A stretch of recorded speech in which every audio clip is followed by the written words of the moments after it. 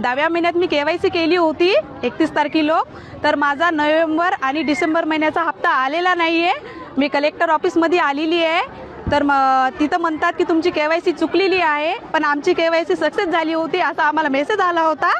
तरी पण आमचे पैसे आले नाही। आम्ही सगळ्या लाडक्या बहिणी इथं जमा झालेलो आहोत कलेक्टर ऑफिसपाशी, तरी पण थांबा करत आहे। हे काय म्हणे ऑफिसवाले काय बोलले?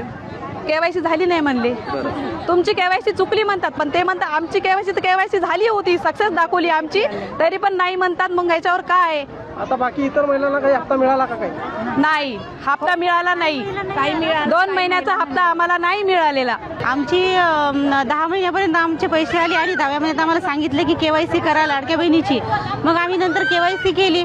मग केवायसी केल्याच्या नंतर पण आम्हाला सांगितलं की तुमची चुकली, नंतर पुन्हा करा। नंतर पुन्हा आम्ही केवायसी केली, पण तरी पण आमचा हप्ता आलेला नाही। 2 महिने झाले आमचा हप्ता थकीत राहिला। काही महिलांना मिळाला, आमच्या शेजारच्या काही महिलांना हप्ता मिळाला आणि आम्हाला मिळाला नाही। मग तेव्हा आम्हाला समजलं की म्हणजे काही महिलांना मिळाला ना आम्हाला मिळत नाही।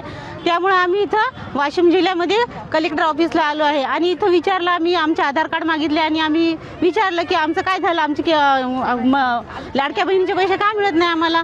तर त्यांनी सांगितलं की तुमची केवायसी चुकली। मग याच्यावर ऑप्शन काय, आम्हाला काही समजलंच नाही आता आम्ही काय करायचं।